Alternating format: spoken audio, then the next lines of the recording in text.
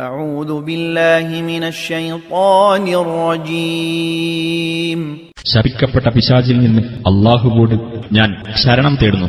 ولقد صدق عليهم إبليس ظنه فاتبعوه إلا فريقا من المؤمنين. തീർച്ചയായും തന്റെ ധാരണ ശരിയാണെന്ന് ഇബ്ലീസ് അവരിൽ തെളിയിച്ചു. അങ്ങനെ അവർ അവനെ പിന്തുടർന്നു, ഒരു സംഘം സത്യവിശ്വാസികൾ ഒഴികെ.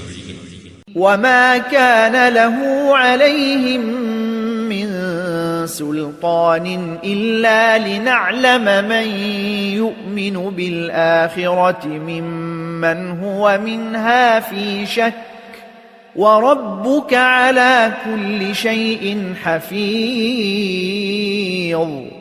ഇബ്ലീസിന് അവരുടെ മേൽ യാതൊരധികാരവും ഉണ്ടായിരുന്നില്ല.